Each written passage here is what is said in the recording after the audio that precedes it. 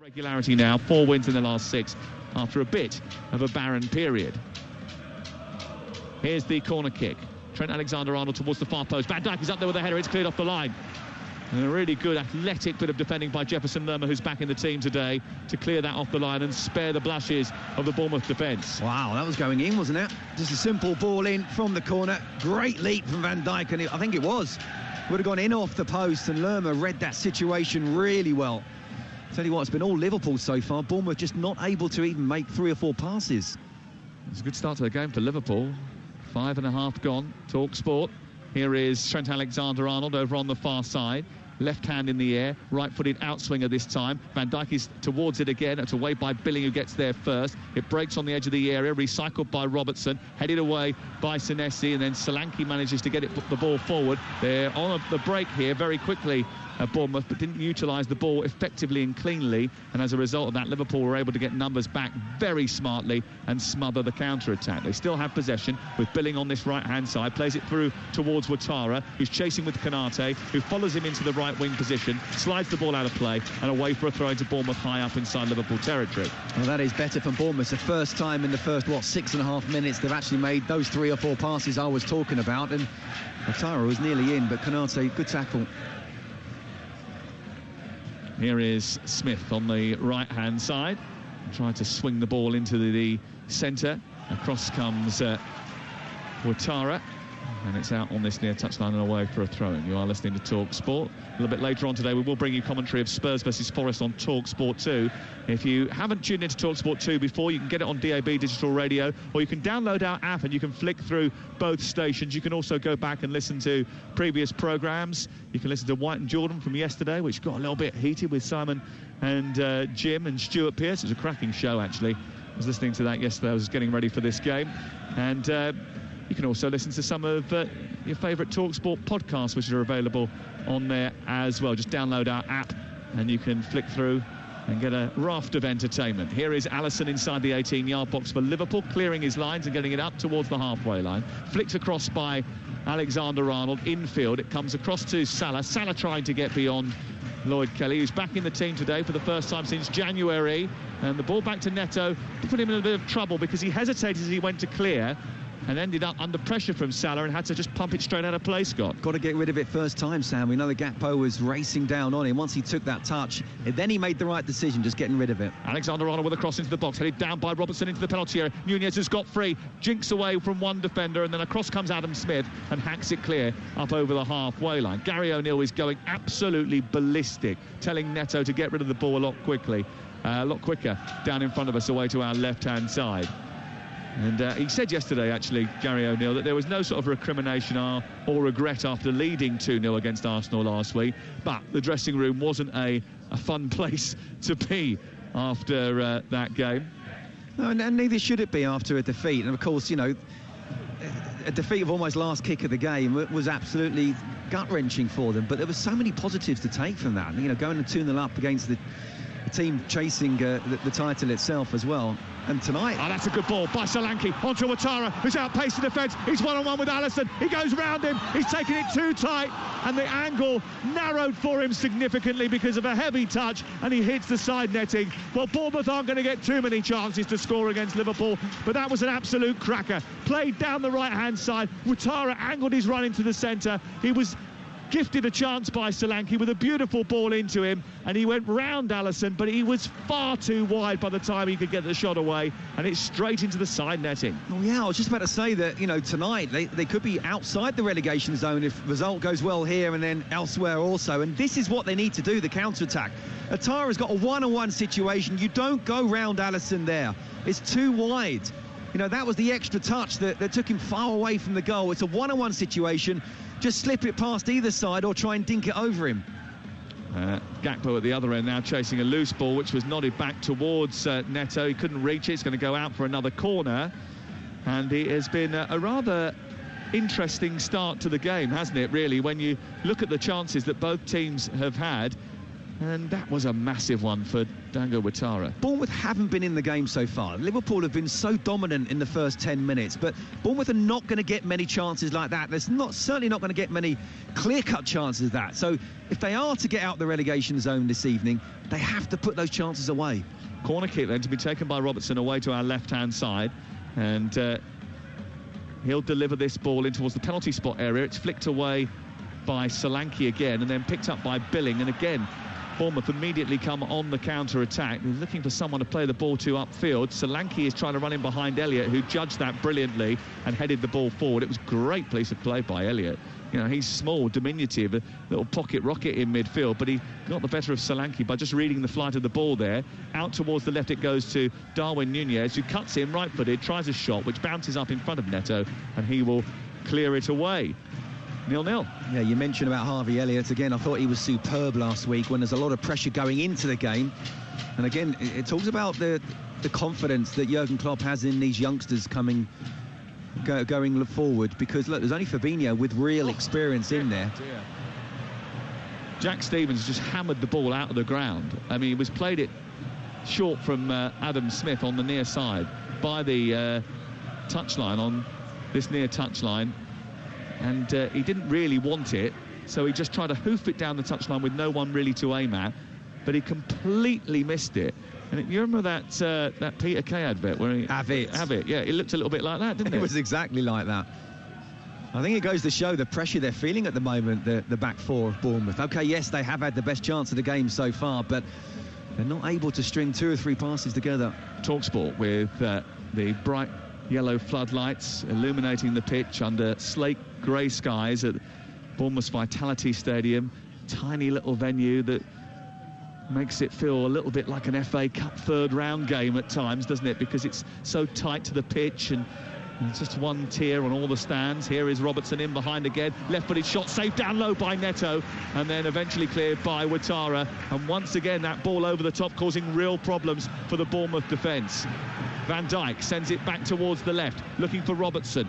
Nunez is in attendance. He moves up to the edge of the 18-yard box. He slows it down, then decides to accelerate, gets it onto his right foot, sends it across the penalty area, onto Elliott, pops it into the sky, clips it forward. Nunez with a header, and there is Gakpo to touch it in inside the 6-yard box, but the offside flag goes up on the far side very quickly, and it will be initially ruled out, awaiting a pending VAR check. Yeah, I also wonder if there's a slight push there from Darwin Nunez on Adam Smith. No, is it Adam Smith? Yeah, on Adam Smith, yeah, but it wasn't Nunez with the actual push, but there was a push on Smith in there.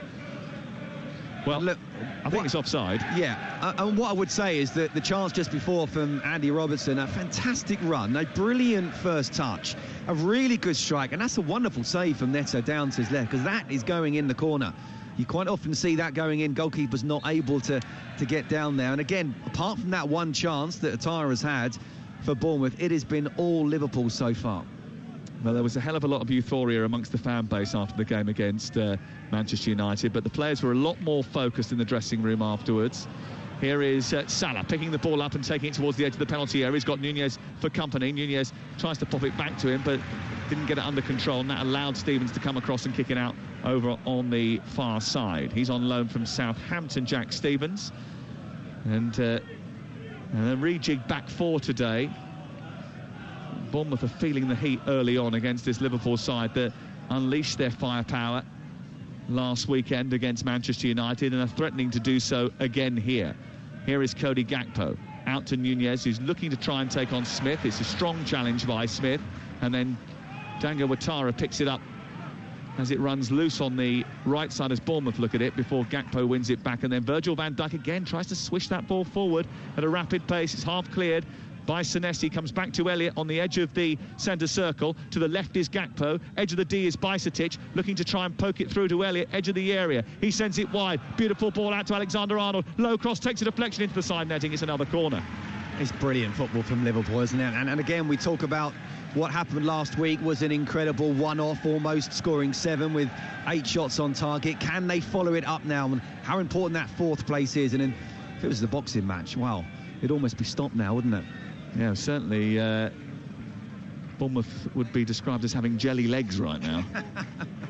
Here is Bajcetic over on the far side. Back to Robertson, and then into Harvey Elliott, who cannons the ball against Jayden Anthony, and it ricochets behind and away, down by the corner flag, and now for another Liverpool corner. And the pressure being turned up. You know what, Sam? Bournemouth just have to hang on in there at the moment. You know, they're on the ropes, and they need to make sure they don't concede this goal, because if they go 1-0 down, I don't see them coming back into it. The first goal in this game is absolutely crucial. 16 gone, 0-0 the score, and Ouattara having a cracking chance but missing it. Liverpool have missed a couple of chances too. In towards the near post it goes. A header by Nunez goes flashing across the face of goal. It may well take it a nick off a Bournemouth player on the way through, and goes out for yet another corner away to our left-hand side. And the pressure certainly mounting on Bournemouth's goal here. A Bournemouth team that conceded 9 at Anfield earlier in the season and have conceded 7 goals in their last 2 games, and they are under pressure to try and keep Liverpool at bay here. 16 gone. Corner to be taken by Alexander-Arnold. Pink boots on, long sleeve white shirt, right-footed in towards the near post this time. It's flicked away by Ouattara and then collected by Elliott, and immediately Jayden Anthony's trying to release the ball forward, and they don't quite get hold of it, and then it's clipped by Joe Rothwell out towards this near side. Solanke brings it down. He's beaten to it by Alexander-Arnold, who's on the left side instead of the right. He careers into the opposition half and then flies the ball beautifully out to Salah, who's on the edge of the area on the opposite side, into Elliott. Elliott back to Salah. It's a bit behind him, so he's had to chase it out to the corner flag. There's 2 to aim at in the centre. A left-footed cross goes towards Darwin Nunez, then comes to Alexander-Arnold, who with his right foot just has a stab at it and sends it in the wrong direction. So he went to hit it back across the face of goal, but because it's not really the sort of area where he's used to operating, he got it completely wrong and hit it towards the corner flag rather than the goal, which was to his right-hand side. Yeah, look, I've gone on record by saying I think he's one of the most talented footballers this country has ever produced on the ball. He didn't show it there, did he? I mean, look, he's on the left-hand side. I think he should have just brought it down, really, or at least struck it with his left first time. It's not one of those to put outside of the boot of the right. Even he wasn't able to control that one. Well, you know, sometimes you're a left fullback. Do you ever play in the right fullback position? Yeah, at times, yeah. How difficult was that? It is difficult because your whole body shape changes. You know, showing inside is one way, and you're used to doing that, and showing outside, obviously, if you're a winger, you're up against a winger that's fast, and you want to make sure that you give yourself an extra couple of yards. So it is very different in terms of body shape, but yeah, he just found himself in that position, didn't he? And he should have taken an extra touch. It was because of the reset from the corner, which he had taken, and then 2 phases of play later, he was back on the attack again. Here's Philip Billing on the left-hand side for Bournemouth, who've had 1 big chance, but have had to try and keep Liverpool at bay, because they've produced a few more than that. Up towards Solanke, away by Canate, though, 10 yards outside the 18-yard box that Liverpool are defending, and then Liverpool pop it around and keep hold of possession well in front of their supporters, who are on the opposite side of the ground to us. You can hear the slow drum beat of the Bournemouth fans away to our right-hand side. Here is Jefferson Lerma trying to fight his way in between Bajcetic and Elliott, those young legs in midfield for Liverpool today. Lerma, who's actually only trained yesterday for the first time, he's been suffering a little bit with an injury, and the manager Gary O'Neill was telling me earlier on that he not 100% fit, but he's vital to their midfield. Yeah, he is. He's absolutely crucial. And, you know, it is interesting that rather than a 5-4-1, he's gone for a 4-5-1, is trying to get that extra man in midfield. But I'll tell you what, they're still nowhere near it. What they're trying to do right now is keep the ball. That's what they should be doing.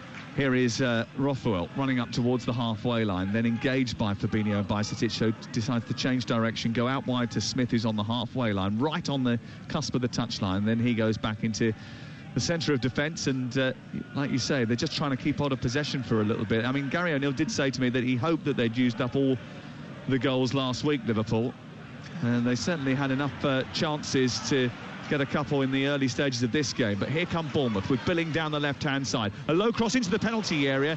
A dangerous little ball into the box, which Alisson had to drop upon. It was flashed through the 6-yard box. Solanke didn't get across that front post quick enough, and it was into the arms of the Brazilian goalkeeper. But again, they did that because they kept the ball. They're able to move it around, take the sting out of Liverpool, and then they moved it to the left-hand side, and that was a good ball whipped in. And Dominic Solanke, of course, up against his former club, who want to try and score, and and prove a little something to himself and maybe to Liverpool as well. He just couldn't quite get across that front post. Scottish Cup quarter-finals kick-off earlier today at around about 12:15, I think it was. Hearts 0, Celtic 1 is the latest score in the Championship, which is live over on TalkSport 2. It's Bristol City 0, Blackpool 0. They're the latest scores so far today away from here. Here come Bournemouth once again with Ouattara getting towards the edge of the penalty area. Left-footed cross, a deep one towards Billing. Trent Alexander-Arnold had to get something on that because Jayden Anthony was sneaking round the far post. Jefferson Lerma keeps it alive, and it's turned around by Anthony again, looking for the run of Philip Billing, but once more Trent Alexander-Arnold was there to clear for Liverpool, and it's up over the halfway line and out for a throw into Bournemouth inside their own half, 0-0. Yeah, better from Bournemouth, isn't it? I'm just looking at pictures of Gary O'Neill. He looks a little bit happier. At least they've been able to just take the sting out of the situation, not on the back foot completely. You don't have to just force it, don't have to try and create chances. Just keep the ball for 4 or 5 passes, and then maybe something can happen, but at least Liverpool haven't got the ball. TalkSport. Robertson had a super chance, which was saved by Neto after about 12 minutes. And that was probably the best one that Liverpool fashioned. They had the ball cleared off the line as well after a header. Here is Ouattara going through the middle. He's one-on-one again, and this time, is he offside? He's been caught by Van Dijk anyway, so it wouldn't have counted because the offside flag has gone up from Derek Can on this near side, but Van Dijk caught him up very quickly anyway. Yeah, he did, and the flag did go up, but why take that extra touch anyway? By taking the extra touch, I don't think he was offside looking at the pictures. And that makes it even more so. That extra touch right at the very end, especially what happened before. You know, get out your feet, look at it, slip it past Alisson. He's taking too long, and Van Dijk, we know, is still very, very quick indeed and managed to get back. That would have been interesting with a VAR decision. Not a regular goal scorer in French football. He scored 6 and managed 5 assists in 18 appearances this season in Ligue 1, but he has certainly had 2 cracking opportunities to get on the score sheet here. He's yet to score for Bournemouth. He could have had 2 inside the first 17 minutes. Sam, he and Bournemouth won't have many better, and again, you're coming up against the Liverpool side who are playing well and look like they're just starting to get a run going in terms of winning games, and obviously coming off the back of incredible results against Manchester United. When you have those type of chances, you quite simply have to put them away. So a big chance for Bournemouth. It remains 0-0. You're listening to TalkSport live on the South Coast. Later on today, we'll bring you full commentary of the game between Spurs and Nottingham Forest. The explosive Antonio Conte press conference yesterday, I'm sure, will still be being discussed around the new Tottenham Hotspur Stadium when that kicks off at 3 o'clock over on TalkSport 2. Ian Danta and Alvin Martin will be there for us. And we've got more exclusive Premier League, EFL football, international cricket from Bangladesh, PGA golf, Premiership rugby this weekend on TalkSport and TalkSport 2. You're in the right place. Get the app, flick through the schedules, you'll find it all. And we've got Champions League next week as well, including that big game between Real Madrid and Liverpool, and the game on Thursday night on TalkSport 2 between Real Betis and Manchester United in the Europa League as well. TalkSport, your home of live football. Here is Bajcetic, deep inside his own territory, across field to Konate and then up to Harvey Elliott, who is the only player to have featured in every game this season for Liverpool, which is quite some statement really, bearing in mind he is 19 years of age. Ball cleared by Alisson, upfield towards Robertson, interjection from Rothwell. There was an offside flag up on Robertson, who looks a little bit perplexed by that. He's glaring over towards the far side to just check that the assistant's got it right. I like that stat though on Harvey Elliott. Did you like it? That's amazing.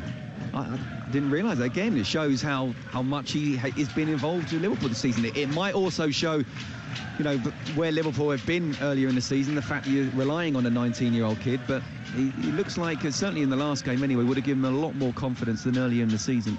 Yeah, the legs that he's added to that midfield, I think, have been really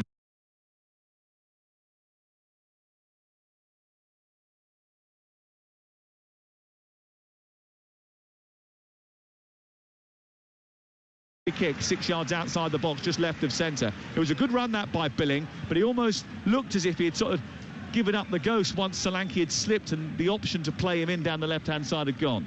Yeah, but he did do really well because he was able to then come inside, and you know, Konate cannot be making that type of tackle there. It's a foul.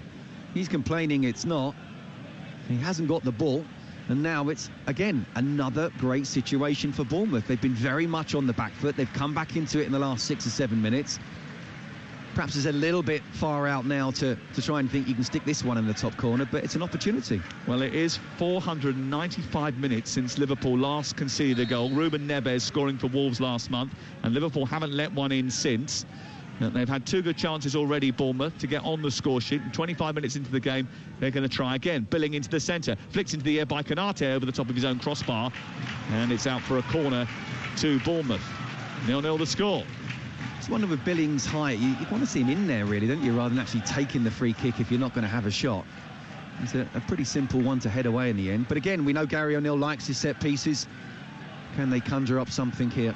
Yeah, he's a smart coach, as Gary O'Neill. He's done the hard yards, and he'll know Liverpool very well from his time as the assistant coach of the Liverpool under-23s. He was there for 6 months before coming back down to the South Coast to be Jonathan Woodgate's assistant here just over a year ago. Here is the corner, floated in towards the edge of the 6-yard box. Darwin Núñez helping out his defence, heads it clear. It's collected by Lloyd Kelly and sent all the way back to the goalkeeper, Neto. I think the Bournemouth supporters wanted that immediately tossed back over the defence. But keeping the ball is probably more advisable at this stage. Absolutely nothing wrong with that at all. Ball sent long for Darwin Núñez to chase. Kelly comes across and covers, and then finds Smith, who's immediately under pressure from the Uruguayan, and crunched into the floor by Núñez, and was Adam Smith. Clever from Smith. He realises Núñez is there. He just gets the touch. It's a definite foul. And I can tell you, I don't think he'd have had a real peaceful night thinking he'd be coming up against Darwin Núñez. In the first 5-10 minutes, it looked like those crossfield balls were coming in, and with his physique, his pace, his power, you know, I wonder whether he might get the better of Smith, but he's come back into it like the whole Bournemouth side have in the last 10 minutes. He's got the better of Smith's Bournemouth jersey because he's ripped it down one side. And poor old Adam Smith has just come over to the near touchline and said, any chance someone could replace this? Because it's hanging off now. Ball cleared up over the halfway line by Bournemouth, and then it sends straight back towards Neto, who's got it in his arms once again. 27 gone. Jurgen Klopp, who I actually saw, you know, he usually stands and watches the opponents during the warm-up. I actually saw him down in front of us here earlier on watching his own team in the warm-up. Ball over the top for Ouattara once again to try and get in behind Virgil van Dijk, who has recovered. Still Ouattara has it, takes it wide, down the right-hand side, comes to Billing joining late, and he pops it in, and Bournemouth have the lead.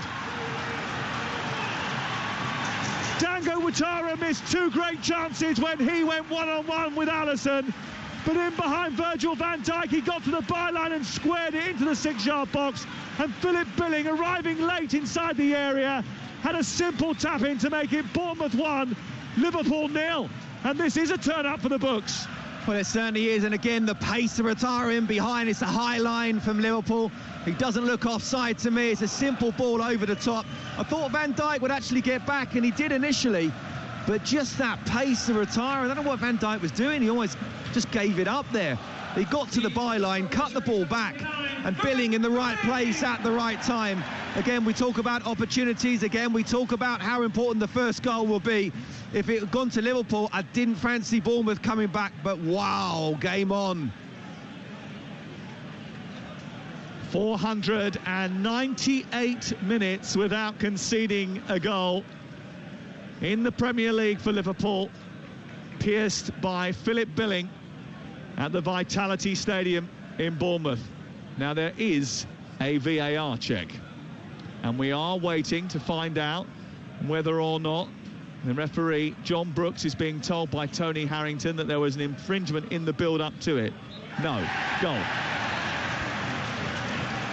I didn't see an infringement there, personally. I wonder whether it might have been for a possible check of an offside. Either way, the goal stands, and Liverpool behind, and they have to come from behind. Look, there's no way that anyone gets too excited here anymore when Bournemouth take the lead, because they've thrown away 17 points from winning positions, and they lost their last 3 Premier League games. They lost all 3 Premier League games this season when they've had a 2-goal lead. So there's no chance that anyone is counting their chickens inside this stadium just yet. But it's a great start for Bournemouth. Do you know what? Especially after the first 10-15 minutes, with Liverpool being completely on top, and you're thinking, actually, you know, they could win this by 2, 3, 4 goals. Bournemouth really came back into it, but just Ouattara, just the way, the pace that he's got, and aligned with Liverpool's high line, it's perfect for Bournemouth in that respect. I really don't know what Van Dijk was doing in his defending. He didn't seem to stay with Ouattara at all. And once you get that ball coming across, it's so difficult to defend against. And Billing, right place, what was he? Probably on about the 6-yard box, right in front of goal. He's not going to miss them there. Great start for Bournemouth on the scoreboard against Liverpool. They're on the scoreboard against Arsenal and Manchester City as well in the last couple of weeks. And they know how to fashion a goal. They've just got to keep them out at the other end. Virgil van Dijk has had his troubles this season, hasn't he? He said he's not the same player as he was before his big injury. And he recently complained as well, and it sparked a debate with Jim and Simon about player welfare, about the number of games that has been expected of the top players over the last couple of years. Yeah, I listened to that as well. My personal opinion is that that's what a big squad is for. And if he's not 100% fit, he's not right, all the data, the sports science, you know, the red zones that they know about, if he's not right, he doesn't play. Of course, he's a key member and one of the best central defenders in world football. But if he's not physically right and he's not up for the amount of games that Liverpool play, then rest him. Simple as that. That's what a big squad's for. Score is Bournemouth 1, Liverpool 0. Yeah, that's right. Bournemouth 1, Liverpool 0 on TalkSport with Now Sports. Don't forget that with Now Sports you can stream all the Sky Sports action, like Crystal Palace versus Manchester City, live today for £11.99. No contract. Search Now Sports. And remember, Monday morning from John Joe O'Neill's yard, Alan Brazil, Ray Parlour and Andy Townsend will join them from 8 o'clock. As well as we build up to Cheltenham, and all the best Cheltenham action is live on TalkSport next week. Here is Elliott, edge of the penalty area as Liverpool look to respond. Salah trying to slalom his way into the box. He goes past two black and red shirts, but then can't get past the third. Lloyd Kelly tucks it out to Jayden Anthony, and he clears up over the halfway line. What Bournemouth can't afford to do is drop deep and try and defend this lead. No, I'm just thinking that, you know, it can't be attack versus defence now, because they won't hold out. There's only half an hour gone, but I don't think it was that Bournemouth particularly wanted to do that. I don't think they've particularly done that so far. It's just this period of play at the moment. Liverpool on top. Yeah. Here comes Fabinho down the right side for Liverpool, who trail by a goal to nil. It's floated in by Elliott towards the edge of the penalty area, away by Ouattara. Not a great touch by Solanke. He almost went straight to Nunez on the edge of the Bournemouth penalty area. And Liverpool recycle it and come back into the centre circle. And Ibrahima Konate started the World Cup semi-final and was a sub in the World Cup final for France, which they lost eventually to Argentina. A rather invented little clearance there by an Argentine who wasn't in the World Cup squad, Senesi, who kicks it to halfway. It comes back with interest from Alexander-Arnold and straight into the arms of Neto away to our left-hand side. Jurgen Klopp, what will he be thinking? Well, he'll be thinking that we need to get back to how we were playing in the first 10-15 minutes. You know, Darwin Nunez was getting in behind. Mo Salah was looking to get in behind. But they had the ball, and where Bournemouth have done very well, which I talked about in the early part of the play, is even if you're not creating anything, just take the sting out of the situation by keeping the ball yourself. And they've been able to do that and then create chances. Alexander-Arnold swings the ball down the right side for Liverpool to go on the attack. Elliott comes across, doesn't receive it. It's cleared by Jefferson Lerma. Comes back into midfield for Fabinho, and now Van Dijk. Square to Robertson. He's in the midpoint of the Bournemouth half, looking for Nunez, and it was just a little bit off radar from Andrew Robertson, and goes out on the far side. I know the players were reminded during the course of the week that when they've won big before, they haven't kicked on. 7 at Palace was followed by a couple of weeks of not being able to score again a few years ago, and the 9-0 against Bournemouth earlier in the season was followed up with a tough game against Newcastle, and then it wasn't too long they got a smashing by Napoli. So it's not always a pointer to further success when you end up scoring a huge number of goals in one game. No, I think that 7-0 was a one-off, and we've discussed that. You know, the second half was just incredible, and they were so clinical. But the sign of top teams, and Liverpool want to get back to being a top team, is you win the very next game as well. They have to back it up if they want to continue their charge to the top 4. Fabinho from distance is striking the ball after it came to him quickly after a poor clearance, but he's fired that way over the top and into the fans in the Steve Fletcher stand, away to our left-hand side. Yeah, I mean, they are slowly trying to rebuild this team. I made the point, you and I were on the Game Day podcast, which we do every week, previewing all the action for TalkSport.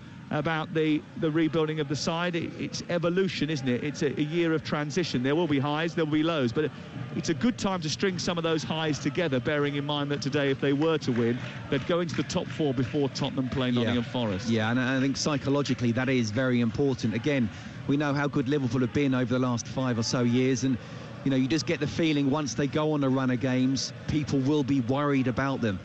But it's so important. That's why today, where they had control of the game in the first 10-15 minutes, we talked about the youngsters in midfield. You know, normally it's 2 experienced and 1 inexperienced. Today it's 2 inexperienced. Are they able to get hold of the ball? Are they able to control the situation? Are they able to play in the front 3? The last 15 minutes they haven't. Yeah, and all of a sudden Bournemouth have got a real threat down this right-hand side again with Ouattara, who's picked the ball up from Smith, and then he swung the ball into the centre. Solanke couldn't get it under control. He got in behind the defence, and he'd gone unspotted by Ibrahima Konate, and Trent Alexander-Arnold was the closest to him in the end, but benefited from the fact that it was a heavy touch from Solanke. In behind, through on goal. That could have been a real problem for Alisson. Well, first of all, well done from Ouattara for seeing it and playing him in. It was actually quite a difficult ball to bring down because it bounced just in front of Solanke, but the touch has got to be better again. You're right. Bournemouth fans, even being 2-0 up, won't think that they'll go on and win the game for sure, but you know, if they do get the second goal, it really will make things interesting. Trent, to be fair to him, tucked round, but yeah, poor touch in the end. Here is Harvey Elliott trying to travel over the halfway line, but being shackled by Jayden Anthony, then turns and plays a reverse ball into the corridor for Gakpo to chase. It goes behind. It's currently Bournemouth 1, Liverpool 0. And here are the latest odds from Betfair, the official betting partner of TalkSport's Premier League coverage, where right now you can get Bournemouth to win at 13-8, Liverpool to win at 29-20. The draw is 5-2. It's all thanks to Betfair. 18+, begambleaware.org. 29-20. That's some odds now, isn't it? You know, we've spoken about mathematics failing you there. Well, yeah, they are a little bit. We talked about how they haven't conceded in 5 games, but they had conceded chances, and even today they actually could be 3-0 down.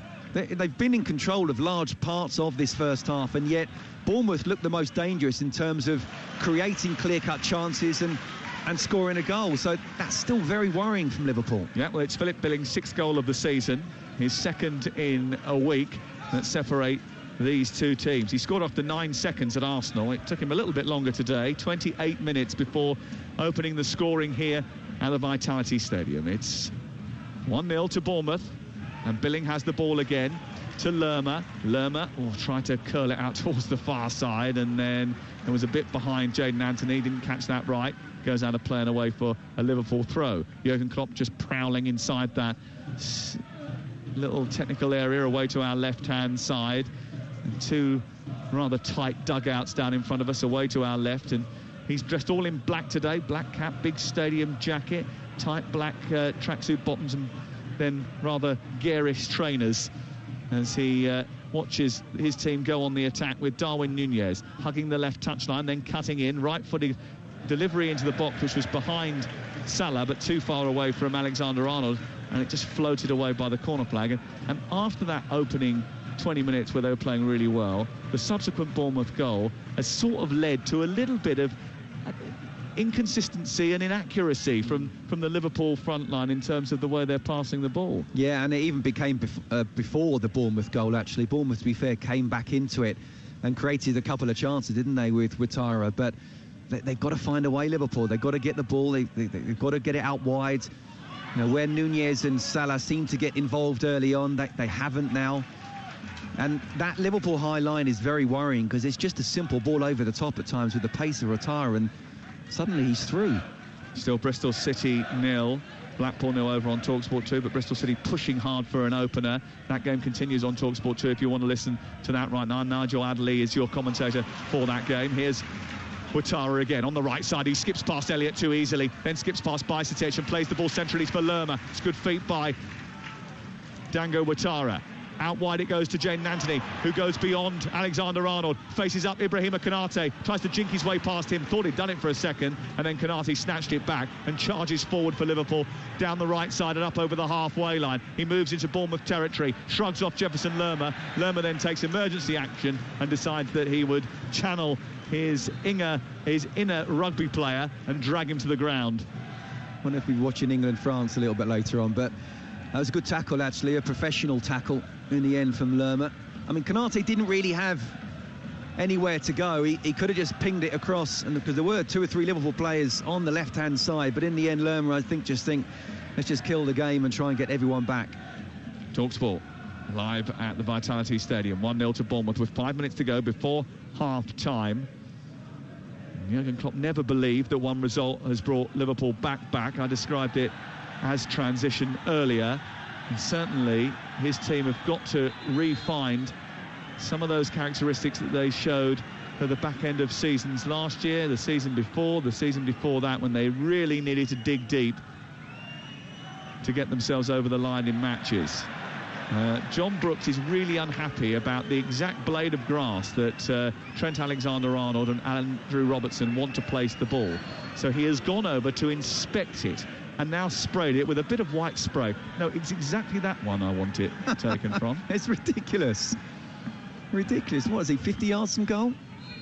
Yeah, they're miles out. They're wide on the right-hand side, close to the far touchline. Left-footed in-swinger by Robertson towards Van Dijk, who rises, free header, and he's missed it.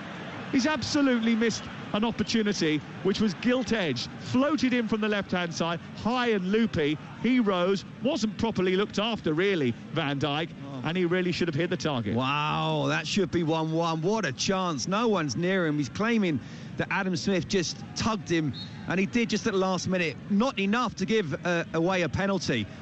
He's right in front of goal. He's 6 yards out, less than that. I mean, first of all, where's Neto? He's got to come out and claim that, but that's a wonderful opportunity for Liverpool, right before half-time as well. Should have been in the Neto. It wasn't, and it's 1-0 to Bournemouth. You're listening to Talk Sport. 3.5 minutes to go before half-time, and it's a lovely ball by Rothwell down the right-hand side, and Ouattara's opening up those legs again. Konate comes across, eats up the ground, puts it out for a corner kick, and then a little celebration from Konate there, because he thought he did a very good job in snuffing out that Ouattara attack. But he's dangerous, isn't he? Well, he is. You've made a tackle, well done. You haven't scored a goal. I don't know why Konate's almost punching the air as if like he has. So some of these players have got fragile confidences now. They're just trying to build themselves up. You're playing for Liverpool. You're 1-0 down against Bournemouth. There's a high line, and Ouattara's going in all the time. You've got to read that situation. You're the man playing him on side anyway. Billing takes the short corner kick. Rothwell with the delivery towards Solanke, headed away by Konate. Back in by Rothwell again. It's going to break loose for a Bournemouth player on this near side. Philip Billing will pick it up midway between the byline and the edge of the penalty area, down the right side. He cuts it back to Smith, who a crossfield ball tries to search out Senesi, juggles with it inside the area, and then tries to get it back to Dominic Solanke, who on the volley smashes over the top of the crossbar. That's another big chance for Bournemouth. I'll tell you what, Bournemouth must have had 5 really good chances there. The ball to the far post. Trent's just got his angles wrong. Great skill from Senesi, just keeping the ball up. It's found its way to Solanke, and on his left foot, yeah, it's not the easiest, but again, it's about hitting the target, and the power he got on it, if he had hit the target, would have to be some save from Alisson. So we've got the goal that Billing scored, 2 Ouattara chances. The second one they thought was offside, but I don't think it was. And now Solanke's been dragged down on the edge of the area, but Billing's gone through, and now on the edge of the box he's been brought down by Konate, and the referee has shrugged away any protest. Billing is back to his feet, Konate's back to his feet. The Bournemouth supporters aren't happy. They believe they should have had at least a free kick there, not once but twice, and maybe the referee might have to consult VAR about a possible penalty. Well, again, it's that simple ball over the top. Well, that's a foul by Van Dijk. Absolutely, and that's a foul by Konate. Under pressure to try and keep Liverpool at bay here. 16 gone. Corner to be taken by Alexander-Arnold. Pink boots on, long sleeve white shirt, right-footed in towards the near post this time. It's flicked away by Ouattara and then collected by Elliott, and immediately Jane Anthony's trying to release the ball forward, and they don't quite get hold of it, and then it's clipped by Joe Rothwell out towards this near side. Solanke brings it down. He's beaten to it by Alexander-Arnold, who's on the left side instead of the right. He careers into the opposition half and then flies the ball beautifully out to Salah, who's on the edge of the area on the opposite side, into Elliott. Elliott back to Salah. It's a bit behind him, so he's had to chase it out to the corner flag. There's 2 to aim at in the centre. A left-footed cross goes towards Darwin Nunez, then comes to Alexander-Arnold, who with his right foot just has a stab at it. and sends it in the wrong direction. So he went to hit it back across the face of goal, but because it's not really the sort of area where he's used to operating, he got it completely wrong and hit it towards the corner flag rather than the goal, which was to his right-hand side. Yeah, look, I've gone on record by saying I think he's one of the most talented footballers this country has ever produced on the ball. He didn't show it there, did he? I mean, look, he's on the left-hand side. I think he should have just brought it down, really, or at least struck it with his left first time. It's not one of those to put outside of the boot of the right. Even he wasn't able to control that one. Well, you know, sometimes you're a left fullback. Do you ever play in the right fullback position? Yeah, at times, yeah.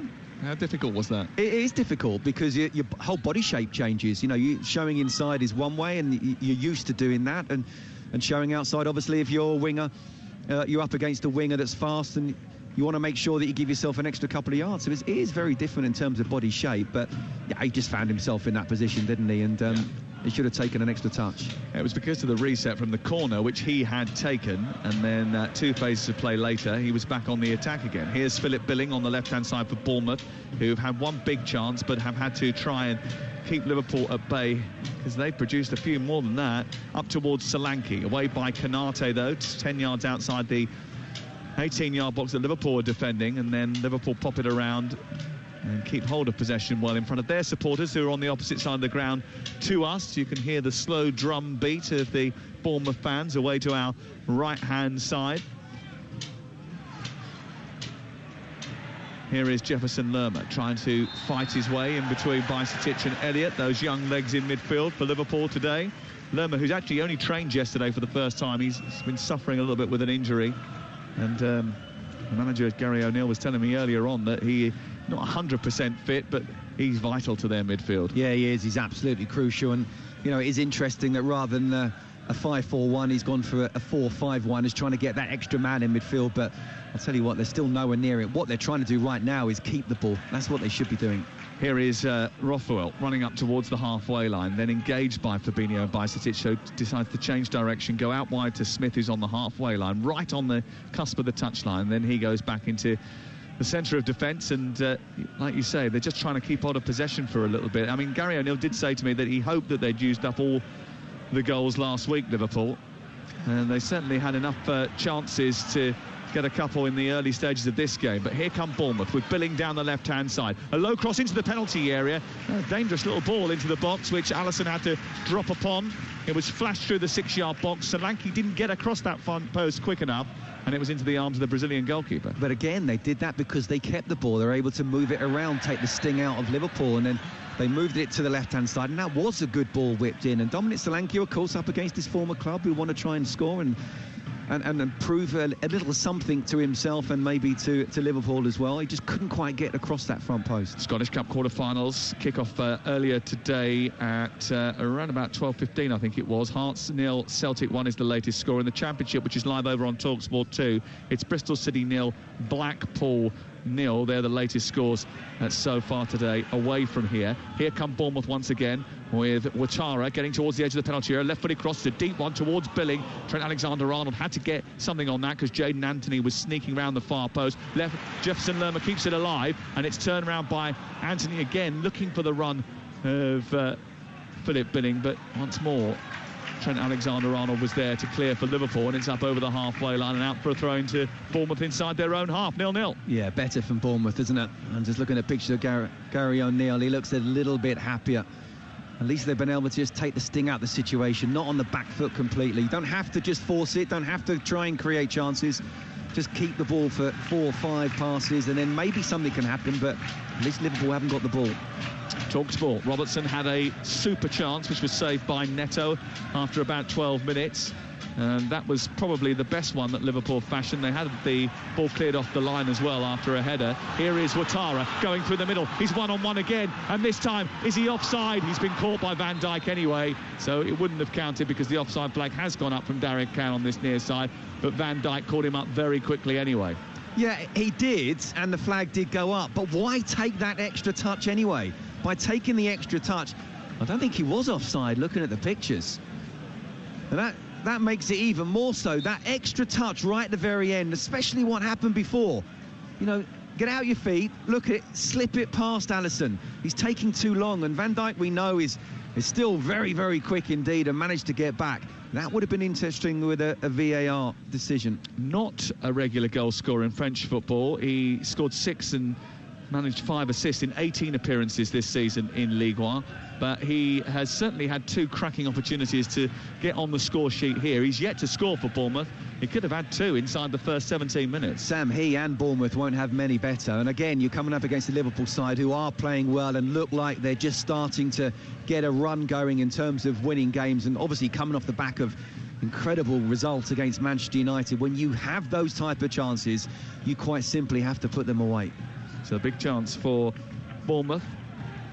It remains 0-0. You're listening to TalkSport live on the South Coast. Later on today, we'll bring you full commentary of the game between Spurs and Nottingham Forest. The explosive Antonio Conte press conference yesterday, I'm sure, will still be being discussed around the new Tottenham Hotspur Stadium when that kicks off at 3 o'clock over on TalkSport 2. Ian Danta and Alvin Martin will be there for us. And we've got more exclusive Premier League, EFL football, international cricket from Bangladesh, PGA golf, Premiership rugby this weekend on TalkSport and TalkSport 2.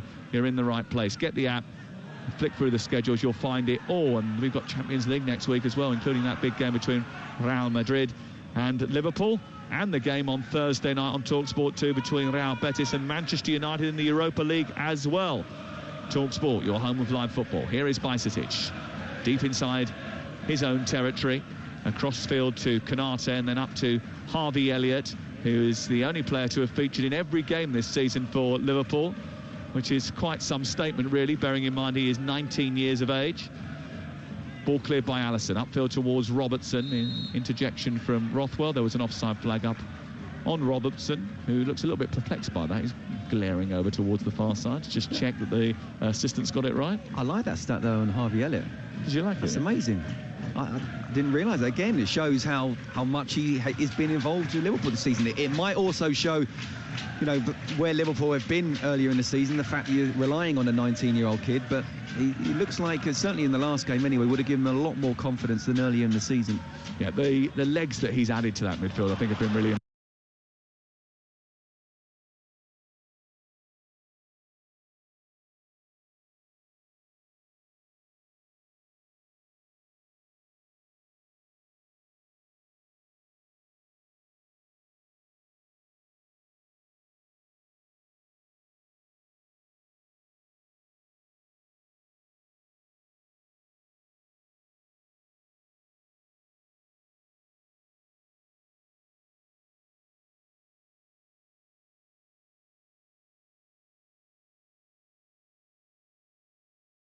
tennis. And Andy Murray, with his head in his hands, goes to congratulate Novak Djokovic. I'm so happy. TalkSport 2. Live international football. What a goal! Get in the ring. Go the distance. TalkSport 2. And Fury's got it. A unanimous decision. If you can kick it, hit it, Bowl it. Pass it. putt it, pot it, or catch it. That's it. You'll find it right here on TalkSport 2. The prodigal son of all radio stations is on the air. Can they make it 2? TalkSport 2, because sport never stops. We're sorry, this commentary is not available in your country. Please visit talksport.com/commentaries to hear an alternative stream or listen to TalkSport 2 for even more live sport. TalkSport has so much sport, we're running out of radio to play it. In fact, we've got enough rugby, cricket, horse racing, boxing...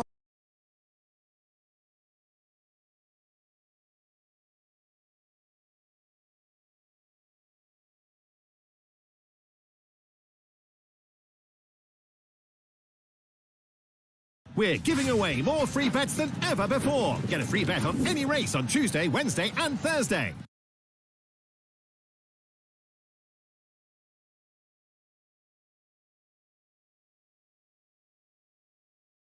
Any time, or 18-1 to score next. And you have to remember, you have to go all the way back to 2010-11, the last time Liverpool failed to beat a newly promoted team away from home, having already drawn with Fulham and lost to Forest.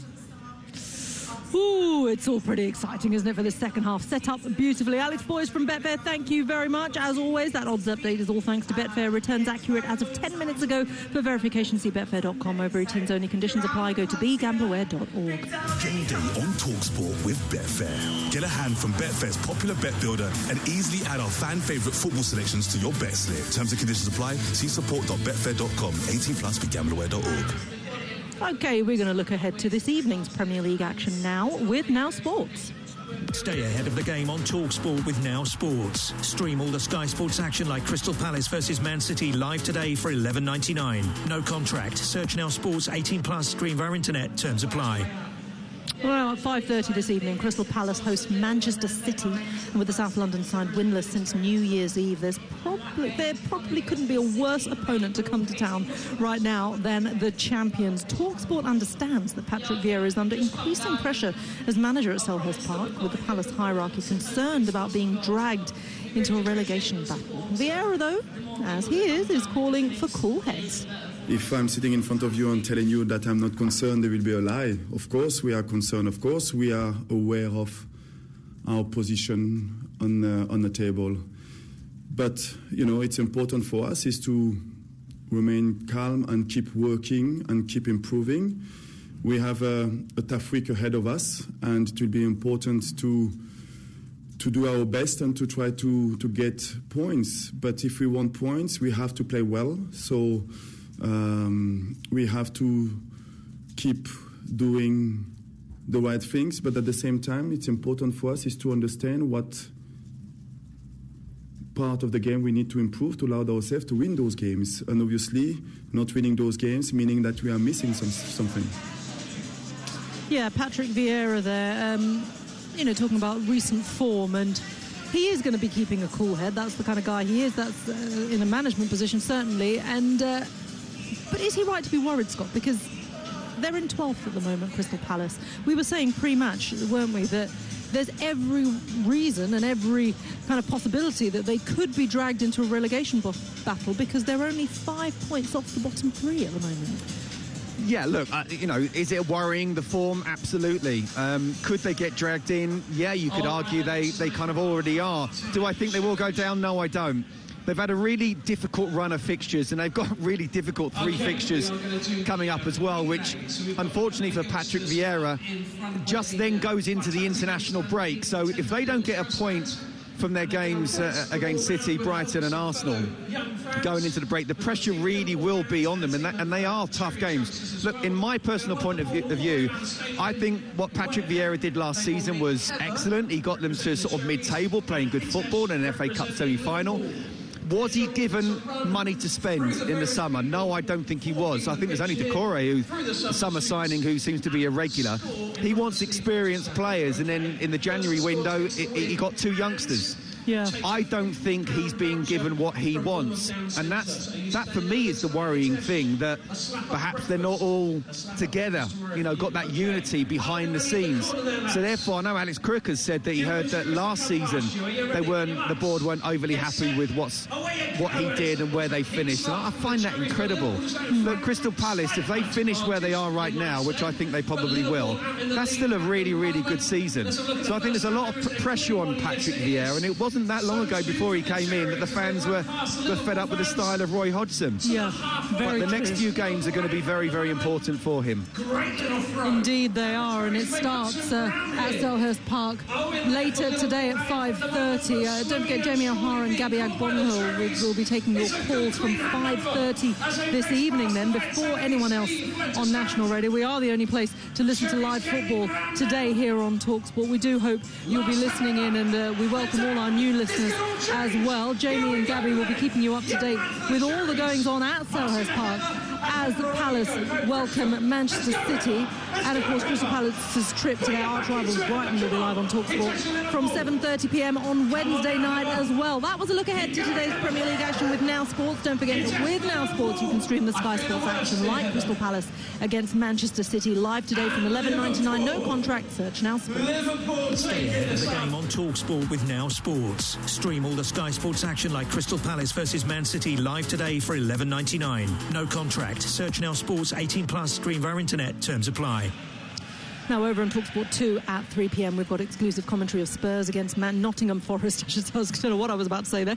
Spurs against Nottingham Forest. Your co-commentator for the game is the former England defender Alvin Martin. Alvin, how are you? I just have to say that I loved your commentary with Dance last week from the Emirates. Absolutely pulsating game, but you guys really brought that to life. Thanks, Freshman. Well, if you can't get excited about a game like that, then you can't get excited about anything, can you? What a game. Absolutely fantastic. What a game. Anything near that would be nice this afternoon.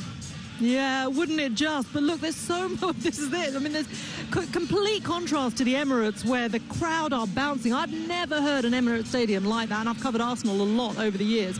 But, of course, I'm a Spurs fan, and I was there on Wednesday night. Boos at half-time, boos at the end. So much negativity at the club at the moment, rightly so as well. No one knows what's happening with Conte, but we all have our suspicions that he will be going. Champions League exit in midweek. What kind of atmosphere do you expect there today? Well, I don't honestly know. I think that's the problem with Spurs at the moment, Reshman. You know, you just don't know what it's going to be like. Look, it's been a bad week. You know, they're out the FA Cup as well to Sheffield United. As you said, the Champions League is gone. It's all about, you know, trying to finish in the top four now. And you know, they've got to start winning. They've got to put a run together here now. Forest, Southampton, Everton, Brighton and Bournemouth. You know, that's a fabulous opportunity for Spurs, if they are going to finish in the top four, to start winning games consistently. But look, it's a team that's not playing well. They haven't scored for 3 games. I think it's 11 years since they've gone 4 games without scoring. And when you've got the likes of, you know, Son and Kane at your disposal, it's very hard to believe why they've lacked in that respect. I think he scored 1 in 7. That's a drought for Harry Kane, isn't it? You know. But look, Conte, you said they were singing Pochettino's name midweek. A lot of people are talking about the manager's position. Richarlison comes out, criticises the manager. There's a disharmony in the dressing room. All the signs are there for a club that is in dire straits at the moment. And look, you can turn it around, but they need to win this game and go on a run, like I said. If they don't, you fear for Tottenham this season. And as you just said, Arsenal doing so well, sitting at the top of the Premier League. That's rubbing salt in the wound. Do you know what? For me, I don't even care what Arsenal do. I'm a Spurs fan. I just want us to play well. Let's see what happens. Thank you very much, Alvin Martin, here at the Vitality. They're about to kick off the second half. Big atmosphere here from the fans. They're going to want a good second half, much like the first that we saw. So let's hand you back to our commentary team. Scott Minto, but first, Sam Matterface. Bournemouth have only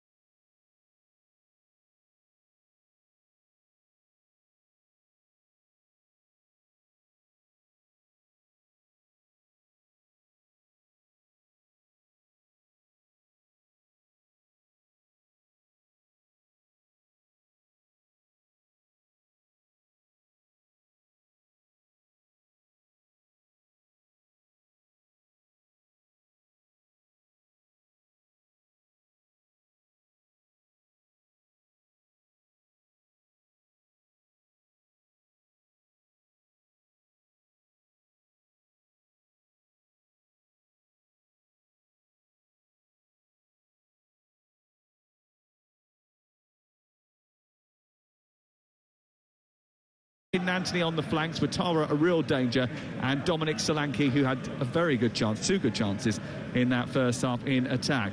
For Liverpool, they've now got Alisson in goal, Alexander-Arnold, Konate, Van Dijk and Robertson as the back 4, Bajcetic and Fabinho in midfield. And it's interesting to see the configuration here. Cody Gakpo's playing as a sort of number 10 in the Firmino role, with Salah seemingly down the middle, Jota on the left and Nunez on the right-hand side, although I wouldn't be too surprised if Nunez and Salah sort of switch positions. Yeah, they're switching all the time, aren't they? But it's certainly a very attacking 4. You have to say, we know Jurgen Klopp has done that back in the day with Firmino when Jota first came in as well. But yeah, I think basically, as I say, it was all about Liverpool had control of the game, and it was all about them. We were just waiting for that first goal to come in the first half, and it didn't happen, and they lost control of it. So We talked about the two inexperienced midfielders in the centre there, you know, and only one experienced one. Now there's plenty of experience out there, but it's been 45 minutes to Liverpool. You know, we talk about them wanting to finish fourth. We need to find a way to win the game. Liverpool have won their last 3 league visits to Bournemouth, 4-0, 4-0 and 3-0, but their away form has been pretty shoddy over the course of the season. They've taken just 12 points of the 42 that they've racked up over the course of the season away from Anfield. Konate has it on the halfway line. We've played 2 minutes and 43 seconds of the second half here on TalkSport, with Sam Hatter facing Scott Minto in the Premier League. Alexander-Arnold dispossessed, and then it's picked up by Rothwell halfway, and Jayden Anthony runs into Fabinho. The ball's turned over. Rothwell can't control. It goes through his legs, sneaks out the other side, and goes out for a throw-in midway inside Bournemouth territory. It does look like, Sam, doesn't it, that Nunez is playing down the middle.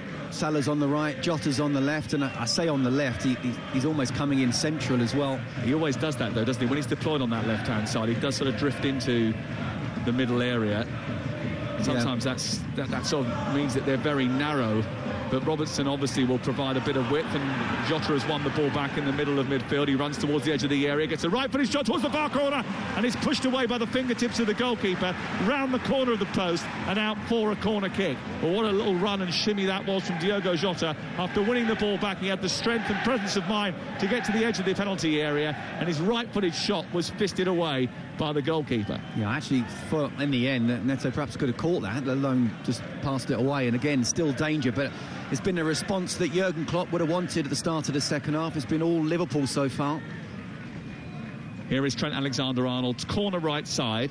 He will hit it right-footed and arcing on towards that near post, but it was swinging away from the edge of the 6-yard box. Eventually Fabinho's recycled it. It's dropped on the edge of the area. Fabinho's got it again. There was a high foot from Virgil van Dijk anyway, and a free kick is going to be given on the edge of the penalty area over on the right side. You're listening to TalkSport, and it's a Bournemouth ball, and Bournemouth are desperate to stay in the Premier League. They had a run of 5 seasons in this division, the top flight, which ended when they were relegated in 2020. And it was close. They took a few tweaks in the dugout before they returned at the end of last season under Scott Parker. What they would really like to do is try and claw their way back into a position where they can stay up once again. They've got a new chairman. They've picked up new investment. Bill Foley, who is Las Vegas sports franchise owner, is now the chairman of the club. Yeah, Alex Crook trying to get into him, isn't he? Interview in Las Vegas, probably, knowing him. Oh, believe me, if there's any opportunity, then that would be on the first plane over there.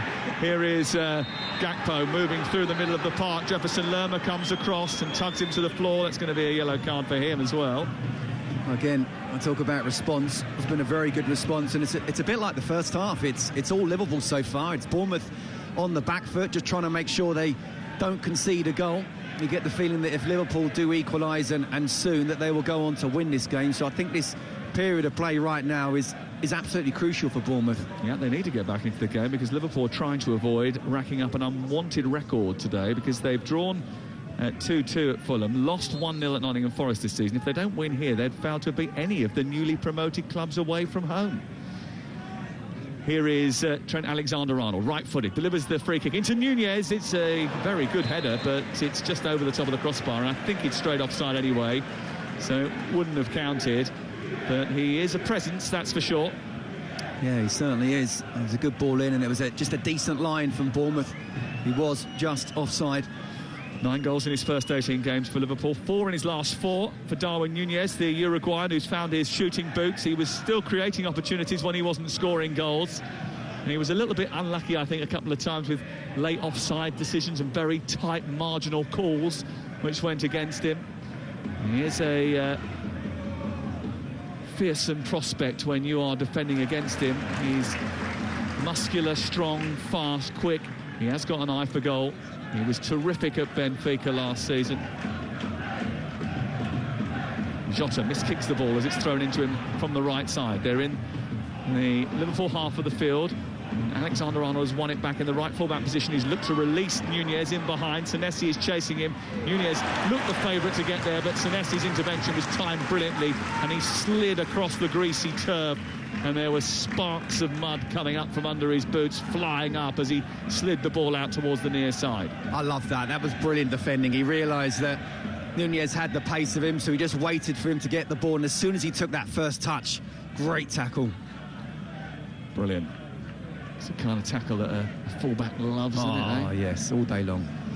Fabinho on the near touchline. 1-0 to Bournemouth here on TalkSport. We played 7 minutes of the second half, and Fabinho has it right side. He's halfway inside Bournemouth territory, long and lean, and his head shining under the floodlights here that are on because it's such a gloomy day on the south coast. Oh, it's given away cheaply by Senesi as Bournemouth look to clear, and Fabinho has found Salah, edge of the area, clipped it forward towards the edge of the 6-yard box. It's prodded away by Lloyd Kelly, then picked up by Van Dijk, who's got it left side, onto Robertson, exchanging passes with Nunez was the idea. Didn't quite get hold of that, and Solanke is able to travel towards the far touchline, played against the Dutchman Van Dijk, and win a throw-in over on the far side and take a bit of pressure off of his back line. That's exactly what they need to do. Again, it's just a complete repeat of the first half. Now Bournemouth just need to get hold of the ball, keep it for a little bit, take the sting out of the situation, because it has been a good response for the start of the second half from Liverpool, but still they're not creating those clear-cut chances, are they? Not yet. They are a team that do create chances. Nunez 14 goals this season, Salah 22, Gakpo's got 4. But he did get 13 goals and 17 assists for PSV this season, which is not a bad return, is it? So they do have a threat. Yeah, and he's just warming up nicely in a Liverpool shirt now, isn't he? But I'll tell you what, you mentioned about the away form. I think they're just about mid-table in terms of their away form, and that's not good enough for a team like Liverpool. Ball out of play on the near side. It's Firmino actually throwing it back into the arms of Trent Alexander-Arnold, who then tosses it infield to Fabinho, who's fouled. It's going to be a free kick given against Billing, who has to be a little bit careful. He's already on a yellow card. Ball clipped forward by Van Dijk out towards the far left side, and Robertson is chasing again. This time it's a good bit of defending by Ouattara, and he manages to clear. He's under pressure here, though, from Jota. Uses his quick feet to get it away, but Bajcetic wins it back again, and then Jota takes it to the edge of the penalty area. Gakpo didn't realise that Billing was coming from behind him, and it's only half cleared by Bournemouth, but they do manage to get it further away from danger. Van Dijk, back to Konate, centre circle. 1-0 to Bournemouth live on TalkSport. Fabinho spoons the ball out on this near side, and it's well behind Salah and out of play and away for a throw-in, and Jurgen Klopp looks a little concerned. Yeah, well, I think it's Gary O'Neill who should be more concerned at the moment, because as I say, it's all about making sure in this period of play that Bournemouth don't concede. We know they're not very good at holding on to leads, and you do get the impression that with Liverpool, the firepower they have, if they do get the equaliser, they will go on and get a second and maybe even a third. Pep Lijnders is out in the technical area now, having a say, telling his team to calm down. They've just thrown the ball in from the near touchline and given it straight to Bournemouth. Here is Adam Smith trying to send Ouattara down the right-hand side, but I think he was inaccurate with his pass and had gone a little bit too early, and Ouattara knew he was offside, so he didn't chase it. I was just looking at Jurgen Klopp there. He looked at Lijnders as if like, what was Trent doing there with that throw-in? He just threw it straight to a Bournemouth shirt, didn't he? He just threw it inside. It was almost as if he thought he could throw as far as he can kick, and with the accuracy, and it certainly wasn't. Well, there is a very small vocal minority of the Bournemouth fans that on sort of social media that are not happy with the work that Gary O'Neill's done, but anybody who comes to this ground regularly that you speak to actually are appreciative of the fact that, you know, with a very limited budget and with a difficult situation to inherit, he has got this team in a position where they look like they can get results. They don't always get them, but they look as if they can get results. And I think quietly there's still a few that have got a degree of confidence they might survive. Here's Senesi moving to the midpoint for the opposition half, tries to play it down the right for Ouattara. It was not a great ball, and Robertson got there first and saw it back to Alisson. With the greatest of respect, Sam, this is a squad that could be 5-6 points adrift, so I think it's fair play to Gary O'Neill. Nunez gone down the left to be played in by Robertson, but it's strayed. Offside flag is up. And I think that vocal minority, and it is a minority, I believe, are very harsh on Gary O'Neill. Yes, he's still learning his trade, but I think everyone should know that. You know, you've got a manager who's been appointed, back him, he's making decisions. He's got a squad that was expected to go straight back down. I still think they will at the end of the season. But I genuinely believe the fact that they're in there, and as it stands, they're out of the relegation zone at the moment. Of course, there are games to go the rest of the weekend, but just to be still in with the shout against big boys down there, I think he's doing a good job. And they've scored against Manchester City, Arsenal and Liverpool recently, which shows that they do have a threat going forward. 4-ball infield by Jota, it's cut out by Anthony, flicked on by Billing towards Solanke, who's running through the middle. He was engaged by Trent Alexander-Arnold and sent wide, but he's brushed him aside and got into a left-wing position, put it through the legs of Trent Alexander-Arnold. Alexander-Arnold's not happy, went thrashing into a challenge. The ball eventually ricocheted out on this near side. Van Dijk apparently tried to clear. He didn't get anything behind it. It goes out for a throw-in deep inside Liverpool territory. They look a little bit shaky still, Liverpool. They don't look particularly well set. No, they don't. You know, first half, again, after those first 10-15 minutes, they look so open, ready to concede chances, certainly with the ball over the top. And I still think, you know, we talked about clean sheets they've been keeping the last 5 games before today, but they were conceding chances. Canate has to come across to deny Jayden Anthony as he sprints into the left channel. The ball is cleared and away for a throw-in down by the corner flag, away to our left-hand side. It remains 1-0 to Bournemouth. And there's Bournemouth supporters at the back of the Steve Fletcher stand who have got their drum. They're beating it hard now, trying to make themselves heard as we go into the final half an hour of this game. And Bournemouth in front, and at the moment emerging from the relegation zone. And Liverpool could find themselves, if Tottenham win today, 6 points behind the top 4. Ball sent into the centre, it's flicked behind by Canate. It's another corner to Bournemouth. Yeah, and this is good play from Bournemouth again, coming back into the game like they did in the first half as well. And whether they score or not, it's about just making sure the ball's at the right end, and they're the ones creating the pressure, which is what they are. And you can hear the crowd now, they're fully behind them. Billing stretches his legs and walks over to the corner flag. He's taking his time over placing this one in the quadrant. He's got 5 to aim at in the centre of the penalty area, including Senesi. It's deep towards the far post. Senesi coming underneath it! And he didn't get proper contact on it. And he just sort of glanced across his forehead and went out of play and out for a goal kick. What a chance that was. It was a wonderful ball in from Billing, really was. And Alisson this time couldn't come out and claim it. That's a great opportunity if they've been able to get proper contact on it. We saw the chance that Van Dijk had in the first half. He really should have hit the target and certainly equalised. That wasn't as clear. But dangerous on set pieces. Good chance for Marco Senesi, who's actually in great goal-scoring form. He scored 2 in his last 4. Billing picks the ball up. Anthony fell over, but they continue to come forward. Down the left with Rothwell to the edge of the penalty area. Needs some support. He's got it on the other side, and he's gone into traffic rather than poking it wide. And now Liverpool have the chance to counter-attack, and Cody Gakpo is galloping forward right through the middle of the Bournemouth half. He tries to release Jota, but across comes Senesi and gets it away. Jefferson Lerma, no quarter given or asked, threw his head in towards that aerial challenge with Fabinho. The ball breaks loose on the halfway line, and Bournemouth have it back again. This could be a famous Bournemouth victory, but no one inside here is thinking that that's a possibility just yet. The amount of points they've given away from this sort of zone already this season means they will not be set, will not be entirely confident. Trent Alexander-Arnold stands in the way of Jayden Anthony as he pushes the ball through the legs of the defender, and he just gets taken down by Trent Alexander-Arnold, who says he was standing his ground. It's a really good play from Jayden Anthony, first going past Gakpo, and yeah, he's saying he's holding his ground, but he's blocking Anthony, who does really well again about relieving pressure. Andreas Weimann has scored for Bristol City over on TalkSport 2. Bristol City lead by 1-0. Just approaching the hour mark there in the quarterfinals of the Scottish Cup. Celtic 2-0 up now away at Hearts, and here it's Bournemouth who lead by 1-0. They have a free kick 5 yards inside their own half, left of the centre circle, sent down the left for Solanke to chase, and Solanke would have got there if the pitch was another 10 yards longer, but he ain't getting on the end of that. I think it would have needed to be 20, but Just looking at Bobby Firmino, looks like he's getting his shirt on and possibly coming on. That's going to make things very attacking. Especially if he doesn't take any one of those front Even four more so, yes.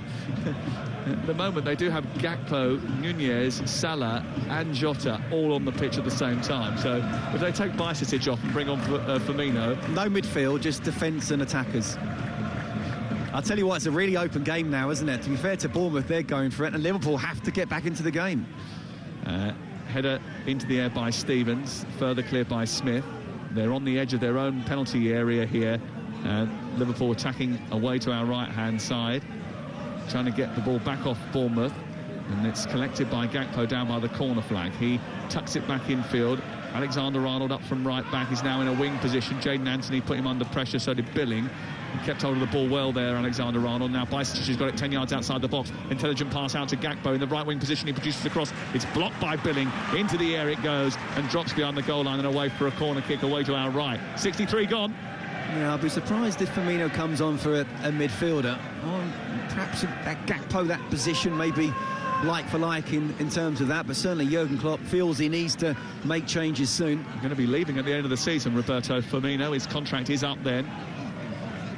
And he, along with a few others, actually, will be departing the club. Here is the corner taken by Robertson in towards the centre of the penalty area, away by Solanke. It's a good header as well. Bajcetic recycles it, sends it forward. Senesi into the air, though. The ball drops on the edge of the box. Jayden Anthony and Ouattara and Lerma trying to get it clear. Lerma actually just thundered that over halfway.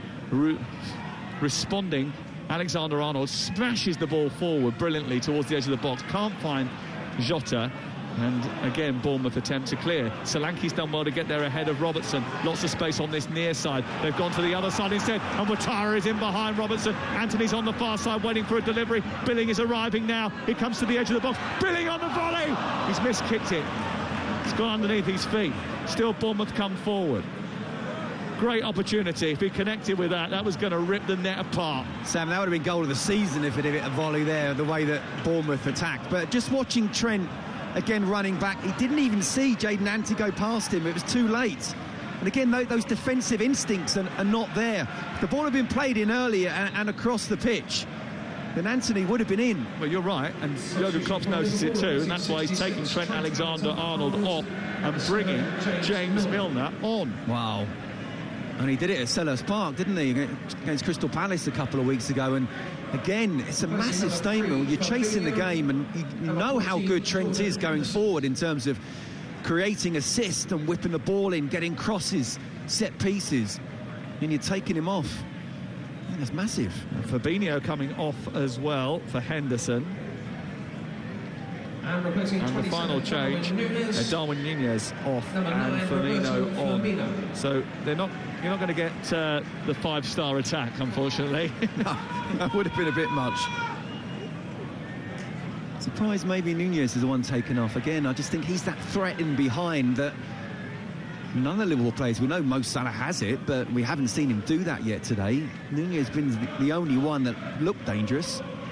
His Gakpo has gone up and Firmino playing that number 10 role. 1-0 to Bournemouth. Remember, we've got the fastest round the grounds service every Saturday from 2:30 with Adrian Durham. Game Day Live takes you around the grounds this afternoon, and we'll be going off to all of our Premier League grounds just after 2 o'clock for all the team news ahead of those 3 p.m. kickoffs. We'll keep you updated with that throughout the course of the afternoon here with Adrian Durham on Talk Sport. We've got EFL action for you, League 1 and 2. Plus all of the National League scores and the scores from Scotland and beyond. Here's Henderson out towards the right side. Bournemouth leading by a goal to nil. Milner down the right-hand side, chipping the ball to the far post. Jota is there! Oh, it's taken a deflection off Adam Smith. Was that a handball? It's gone behind and out for a corner, but it will be checked. The Liverpool players are surrounding the referee. They believe Adam Smith defended that with his arm. And it's James Milner who's come on with a lovely ball to the far post. And Smith, first of all, has missed it. His arm's out. Wow, that's... Well, VAR are checking it for a possible penalty because his arms are out and away from his body. But was it in the action of jumping? Was it an unnatural movement? Well, John Brooks is consulting with the VAR, Tony Harrington. They're discussing that now. He went up, his arms come out because he was jumping, his back was to the play, the ball was then headed against his left arm as a result of that, which he was facing the other way. Should it be a penalty? Well, I actually think it should, because his arm is out, but it looks like in the last split second he then brings his arm back up, which I'm not sure is natural in that sense. So we're looking at angles which I don't think are going to be conclusive, but his arm actually comes up. Yeah, it's going to be a penalty, I think. He's gone over to look at the monitor, and if that is the case, then I believe that Liverpool are going to be given a penalty.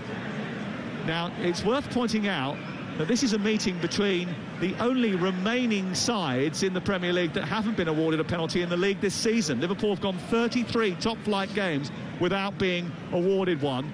But John Brooks is looking at the monitor over on the far side of the pitch. The little screen is popped up from its housing down by the advertising boardings and up to the referee's eye line. He's reviewed it 2 or 3 times. He's changed his mind and he's given a penalty. Yeah, do you know what? I agree with that. And the Bournemouth fans aren't happy. I understand why they're not. The arm was out, I think, in a natural way. But instead of the arm actually coming down, it then almost went out again. It's almost instinctive from Smith. I feel for him, but again, looking at replays and slow motion makes obviously things look worse. As the arm goes up, then it could go down. He's kept it up there, and I think ultimately that is the correct decision. Well, Bournemouth have had a rough time with VAR, and I think Gary O'Neill will feel that this is a rough time with VAR as well. He'll definitely think it's the wrong decision, Gary, I'm sure. The 4th official down in front of us. Meanwhile, Mo Salah has placed the ball on the spot. He's in front of the Bournemouth fans away to our right-hand side. Neto, the goalkeeper, who has had huge amount of experience with Fiorentina, Juve and Barcelona, stands between him and an equaliser. Mo Salah, Liverpool's record Premier League goal scorer, steps up left-footed and sends it over the bar. What a dreadful penalty from one of the Premier League's best goal scorers. He arced his run up, came at it in a semicircular motion, got right underneath it, and it went curling over the top of the crossbar. It might have actually gone well wide as well. Very, very wide. Wow. What a big moment. What a big moment in this game. And for Bournemouth and the fans, it's almost feeling like that they've scored. Because suddenly you thought they'd be on the back foot, 1-1, and would Liverpool go on and win the game, but it's still 1-0 now. Well, how big can that penalty miss be in the context of the race for a place in the Champions League next season? Mo Salah from the penalty spot, high and wide. And also for relegation. There could be an absolutely crucial goal for non-goal for Bournemouth. Philip Billing, who scored the only goal of this game, comes off, and he is replaced by Ryan Christie. Yeah, I think Gary just wants to try and somehow get control of this game. Jurgen Klopp's made very positive substitutions, and it has been all Liverpool now. Well, that is a big moment for the man that you would expect to stick the ball in the back of the net. He's out of practice, isn't he? There are not enough penalties this season. Absolutely. I saw that stat as well, actually. It's incredible, isn't it? Ball has gone down the other end of the pitch now, and Bournemouth, who had a bit of a let-off, now have a throw-in away on our left-hand side. Lloyd Kelly is going to take it, a throw-in level with the edge of the 18-yard box. 20 minutes to go. Can Bournemouth hang on, or can Liverpool find a way to fight back in this game? They traditionally score late goals. They've always scored late goals. They've always found a way to win. And they haven't been winning enough on the road this season, and they're trailing here. The throw-in was a little bit of a mismatch and a mistake, and it's gone out eventually for a throw-in on the halfway line. Lloyd Kelly just getting a few instructions from one of the coaches for Bournemouth down in front of us. He's taking his time over delivering the ball down the touchline towards Solanke, but headed away by Jordan Henderson. Back again by Lerma towards the corner flag. Chasing it is Solanke, but he's not going to get there, and it goes out of play. I think Bournemouth just needs to breathe a little bit and make sure that, again, we talk about control of the game. It's wrestled away from them the last 15-20 minutes. I thought they were excellent. Liverpool coming back like the big team that they are. Jurgen Klopp especially making substitutions. No idea which way it's going to go. Jaden Anthony down the left-hand side, played in towards the edge of the penalty area. He gets into the box and tries to pull it back, but he can't because he's stopped by Milner, and it's cleared away by Henderson up towards the halfway line. Salah nods it back into the feet of Bajcetic, and we can go off to some of our 2 o'clock grounds as we try and get ready for the around-the-ground service that we'll provide at 2:30 this afternoon. Let's head off to Leicester against Chelsea. Chelsea produced their best display in midweek, but how many changes is Graham Potter making today? Adrian Durham. 2 changes for Potter after 2 wins in a row. Loftus-Cheek and Mudryk start. Big players miss out. Sterling injured, James is ill. Leicester go 3 at the back after achieving the impossible and losing at Southampton last week. So Marty's in alongside Fass and Suter. 2 up front, Daka and Iheanacho, who had more misses than Henry VIII last week. Brazilian Tete drops to the bench, so does Harvey Barnes. And that's why we love Adrian Durham. He's back at 2:30 this afternoon for our round-the-ground service, and all the goals as they go in, including the goals that may or may not go in at Goodison Park. Calvert-Lewin back in training this week. Is he involved? Matt Jones. He's not even in the squad, Sam. Everton are unchanged from the team that drew 2-2 at Nottingham Forest last week, but the likes of James Garner keeps his place on the bench. Brentford, the visitors, meanwhile, won 3-2 over Fulham last week. Just the one change for them. Vitaly Janelt is in for Johan Wiese. Kick-off here between Everton and Nottingham Forest at 3. The ball is deep inside the Liverpool half of the field. Liverpool trailing by 1-0 here against Bournemouth, live on Talk Sport. And Senesi's clearing up towards the halfway line. Bournemouth having to defend because once the ball comes back again, Firmino has tried to poke to get forward, but in the end lost it, and it went back the other way, and Milner had to take emergency action before Solanke went through the middle. It goes back to Bajcetic, and he takes it through the centre of the centre circle. We've played just over 28 minutes of the second half. It's Bournemouth 1, Liverpool 0, live on Talk Sport. Leeds against Brighton kicks off at 3 o'clock, and Leeds are looking to win consecutive home games in the Premier League for just the second time since the start of last season. Who has Javi Gracia got in his team today? Mark Wilson. Well, he's made 2 changes. Mark Rocker and Patrick Bamford come in as McKennie and Rutter drop to the bench. Good news for Leeds, though. Rodrigo back on the bench after missing their last 7. He's their top scorer. 1 change for Brighton expected. Tariq Lamptey injured. Joel Veltman comes in. 3 o'clock start at Ellen Road. It's Leeds against Brighton. Bajcetic for Liverpool travels into midfield. Henderson plays it square. Konate's got it now. Ray Houghton, who's working for Liverpool today, is sitting in front of us, and he's just wiped his brow because he can't believe how unambitious they've been over the last 2 or 3 minutes. Firmino moves down the left-hand side, plays it centrally to Salah. He takes it down, shepherds the ball into the path of Gakpo. It's cleared away by Senesi, and then Solanke is brought down by Konate. That's going to be a yellow card because he was threatening to escape, and a free kick to Bournemouth. So we'll go off to the game between Spurs and Forest. It's our live commentary on Talk Sport 2 at 3 o'clock. Ian Danter has the team news. 3 changes for Spurs from the disappointing 0-0 draw against Milan here in the week. Recalls for Dyer back from a ban, Porro and Richarlison, who gets a start. Kulusevski, Royal and Perisic all miss out. 2 changes for Nottingham Forest. Mangala and Lingard are recalled. Colback and Wood drop to the bench. It's live on Talk Sport 2 from 3 p.m. Tottenham Hotspur against Nottingham Forest. Yeah, and there is just a few little words of advice being given by a couple of the technical staff of Bournemouth to a couple of their players as their treatment is given over on the far side to Adam Smith. Gives me the opportunity to tell you about the latest betting odds. It's currently Bournemouth 1, Liverpool 0. The latest odds come from Betfair, the official betting partner of TalkSport's Premier League coverage, where right now you can get Bournemouth to win at 10-6 on, Liverpool to win at 7-1, or back the draw at 11-5. That's all thanks to Betfair. 18+, begambleaware.org. Can have those ones up a little bit better. I'm not going to. 7-1. Yeah, okay. My maths isn't that bad, but I just thought 29-20 was a little bit strange. But who am I to argue with the odds makers? This is Talk Sport. Ball played forward by the goalkeeper Neto, and up over the halfway line, down the left-hand side. Jaden Anthony trying to get in behind James Milner, has kept it from going for a goal kick and forced Milner into an attempted clearance. It's broken to the left-hand side, and it goes out of play and away for throwing on this near touchline. And Milner's just tried to steal a couple of yards up towards the halfway line before he had to dispatch the ball back to Konate.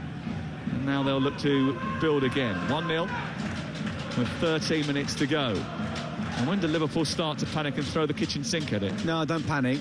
Don't panic. But I was just thinking the away form this season has not been good enough. You know, Jurgen Klopp's trying to make changes, and he's certainly made quite a few, but not seen enough of Salah. But how can you score 7 against Manchester United and none against Bournemouth? Well, but this is the side that's a million miles away from the Liverpool side we've known recently. Gakpo into Firmino, back to Gakpo again, can't find its way to the Brazilian, and it's cleared away by Bournemouth, who are defending deep on the edge of that penalty area now.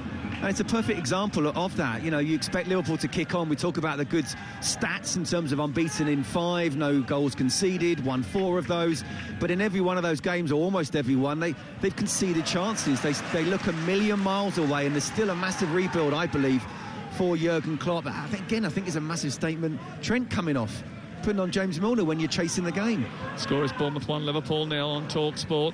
Here is Bajcetic into the penalty area. It's blocked by Rothwell, cleared by Senesi, helped out to Solanke, and there's 2 Bournemouth players going forward, and all the white shirts are the wrong side of the ball. Solanke's charged up towards the edge of the penalty area. He's gone down the left-hand side, and Virgil van Dijk has just decided to engage at the right time, pushed him aside, and let the ball go out of play. Yeah, he did do well in the end, Van Dijk. I thought he could have engaged a little bit earlier. He allowed Solanke to run with the ball about 50 yards, and again, that's just a ball carrying, taking the ball away from the danger area for Bournemouth. They still look dangerous on the break, don't they? They still have that threat that they carried in the first half. They've taken advantage of it once.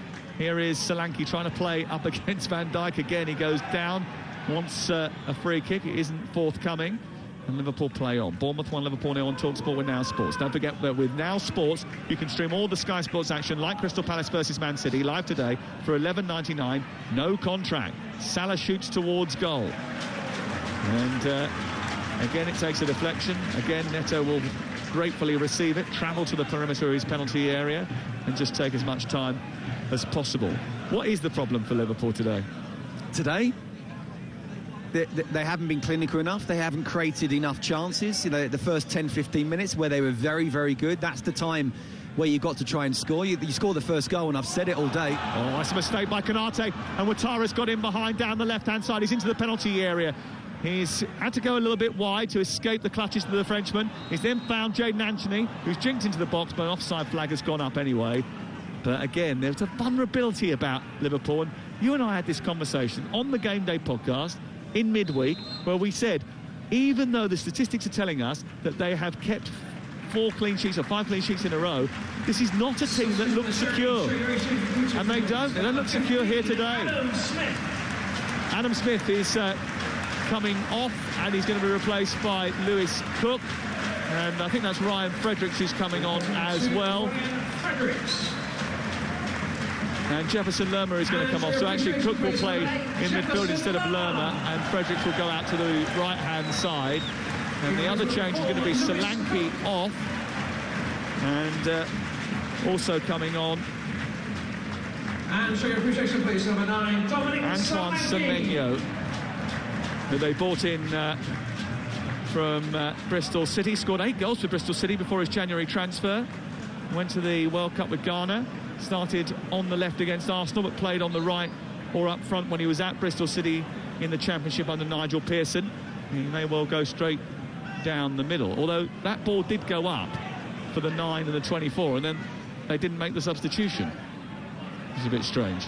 Anyway, Bajcetic travels down the right touchline, and he's crunched by Cook, and it goes out on this near side and away for a throw. And all of a sudden, Semenyo is just putting back a bib on and being spoken to by Gary O'Neill and his team. Maybe they're rethinking that substitution. Jota back to Van Dijk. Down the left it goes to Robertson. Robertson heads it back inside the 18-yard box. It might come to Salah, who tried a little cheeky back heel. He's being challenged from behind by Stevens. Has to be careful. Manages to poke it away, and it's cleared by Ouattara out towards the far side. A little bit of a let-off there for Bournemouth, who are defending this lead with 9 minutes to go. It's creeping up on Liverpool, this precarious situation, and they haven't tested Neto enough, especially in this second half. No, they haven't.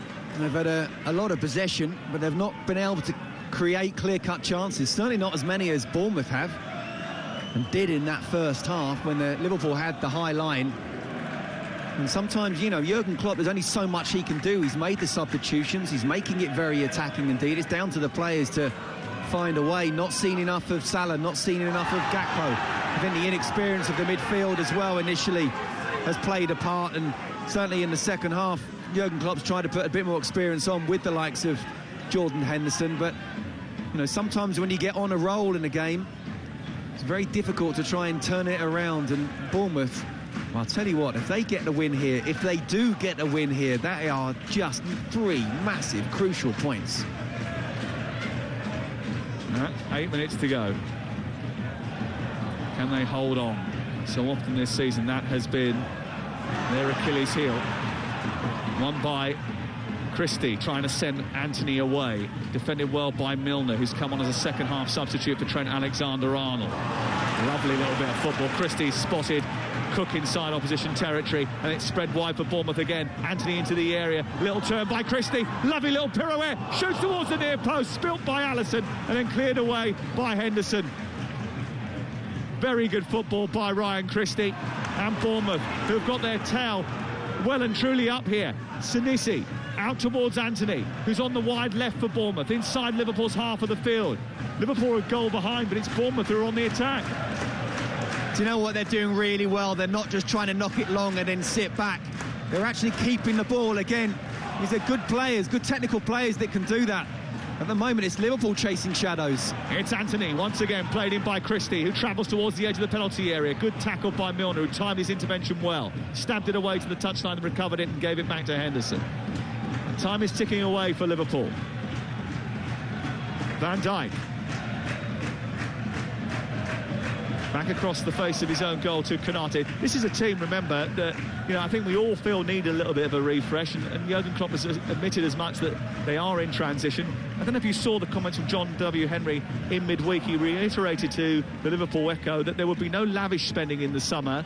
You know, they wants them to be a self-sustaining football club, Liverpool, which, when you're trying to compete with some of the bigger teams in the league, is not the easiest thing to do. Henderson delivering the ball to the far post, but also underscores the need to be in the Champions League. Do you know what, Sam? That tells me then they need investment, because they don't need like half a dozen players, but what they need are players of quality who can come in straight away. A Jude Bellingham, a Mason Mount, that's going to cost a lot of money. I know you're looking at me. I hope Mason Mount stays at Chelsea, trust me, but I'm worried about his situation. But the point is, they need quality players to come in, and that costs money. Henderson to Konate, 5 minutes to go.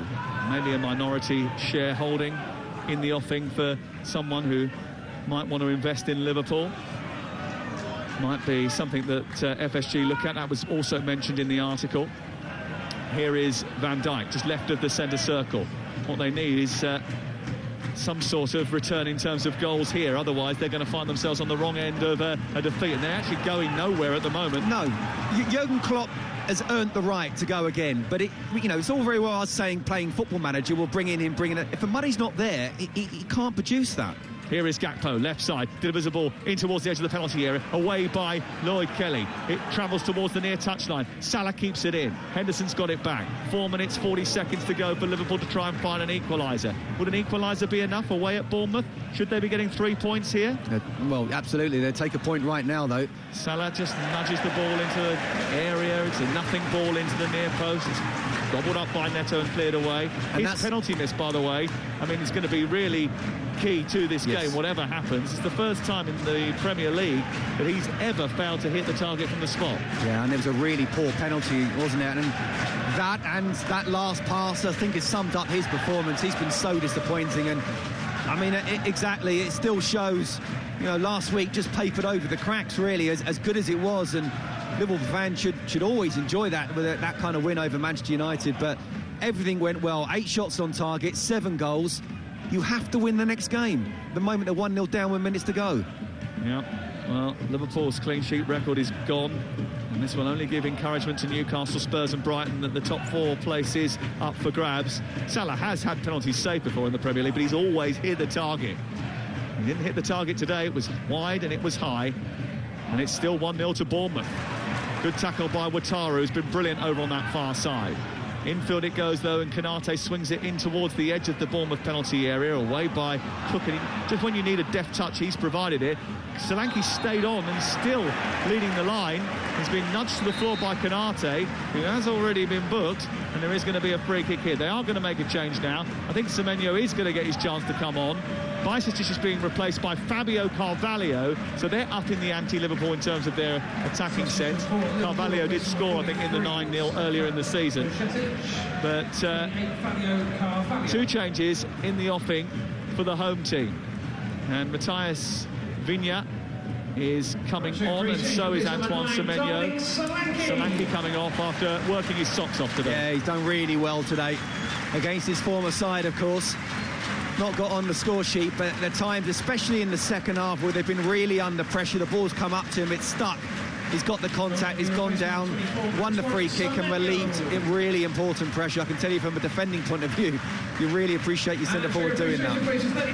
Lewis Cook has just been given a small square piece of white card by the manager Gary O'Neill, and now he has gone round to distribute instructions to the team to ensure that they have the right shape for the last few moments of the game. Vigna will come on at left wing back, I think. Fredericks will go to right wing back, and there'll be 3 centre-halves. Yeah, I think the message said, keep that circular white thing out of that net. Don't you dare concede. It's collected over on the far side by Kelly. Kelly decided to go and put the ball out of play rather than go back to his goalkeeper, which seemed an odd choice. There are 90 seconds plus stoppage time to play live on TalkSport, and Liverpool trailing by 1-0 at Bournemouth, having beaten Manchester United by 7 goals last Sunday. Don't you just love the Premier League? It is the Premier League. That is why everybody loves the Premier League. Milner plays a short ball back to Konate. Semenyo shuts it down but can't get hold of it. Liverpool continue to move the ball upfield. It's on to Jota. Is there going to be late drama here? Semenyo gets in front of Carvalho, turns the ball away. He's being dragged back by Jota. He's got to run the ball out towards this near side. He does brilliantly to do so. And then Vigna just makes sure it goes into opposition territory. Vigna hadn't played hardly at all at Roma under Jose Mourinho this year and is on loan until the end of the season. Henderson has it back again for Liverpool, who come forward down the right. Milner joins the attack now, and it's delivered into the box, headed into the air and high and away by Stevens. It's not a great bit of goalkeeping by Neto, who came out, didn't get a clean punch on it. Gakpo tries an acrobatic effort. It's cleared away eventually by Fredericks into the air, and it's scrambled to halfway, and anywhere will do. Van Dijk nods it back into the path of Alisson. Alisson trying to start another attack, sends it forward to Konate. Henderson on to Firmino, tapped back to the Liverpool captain. They've gone to 6 at the back now, Bournemouth. The crowd start to raise the volume inside the Vitality Stadium. They need their team to hang on to give them a chance of surviving. This will be a massive boost as they look to stay in the Premier League. It will move them momentarily, at least, outside the relegation zone. And the shockwaves are going to be felt. They're going to be felt everywhere. Those tremors, those shockwaves are going to be felt in Southampton, the blue side of Merseyside, in Leeds, in Leicester and East London as well. If this result stays as it is, Bournemouth will be dragging themselves out of the relegation zone ahead of the 3 p.m. kickoffs, which you'll be able to follow on TalkSport. It's up towards Semenyo, who runs towards the edge of the area. He's driven a little bit wide, shoots towards the far corner. It's only narrowly wide of the left-hand upright. Yeah, I might just have been tempted just to run towards the corner flag or somehow keep the ball, not have the shot there. What is a very difficult angle. Van Dijk could to shepherd him away. It would have been some strike to beat Alisson from there. 5 minutes of added time at the end of the 90. About right? Yes, it was 5. And that's how long Bournemouth have got to hang on. And they've almost got through the first one of those. It'll be a first win of the season against a top half team for Gary O'Neill and Bournemouth. A team dismantled at Anfield earlier in the season by 9 goals to 0. Here is Jota over on the far side. Infield to Henderson, who's right in the dead centre of the Bournemouth half. He swings it out wide to Milner. Milner's left-footed cross is a good one. Away by Senesi. Taken down by Semenya. And then Christie will pick it up and run it towards the near touchline. There isn't an out ball. He's looking for one. He can't find it. So he travels out of the perimeter of the pitch and it goes out for a throw into Liverpool once again. Yeah, but just stick it down the line. Don't try and keep the ball in your final third. Again, now it's Liverpool still pushing. Nervous looks on the faces of the Bournemouth support. Anxious glances towards the referee as he looks at his watch once again. Gary O'Neill patrols nervously inside the technical area. It's poked forward by Milner towards the edge of the box. Away by the Bournemouth defence again.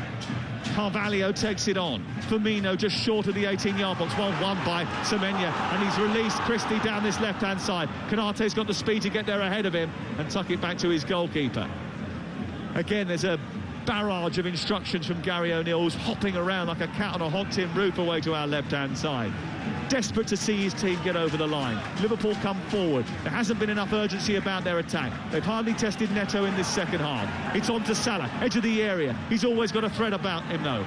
Plays it towards Firmino, cut out by Christie. Christie tries to clear. Firmino wins it back again. Forward by Robertson. Edge of the area is Stevens, who prods it over towards the far side. Chasing out there is Ouattara to make sure it goes out of play, and it does. 47 minutes and 40 seconds of the second half have been played, so still a couple of minutes to go for Liverpool. Jota into the penalty area, left-footed cross towards the far post, glanced away by Kelly, picked up by Vigna, shows good speed to get up to halfway. He needs an out ball, but he's continuing to run like Forrest Gump right towards the far corner of the pitch. He's going as far as he can, and then he runs out of legs, slips to the floor. Liverpool have the ball, but it's miles away from the Bournemouth goal, so they'll be happy. Run, Forrest, run. He did.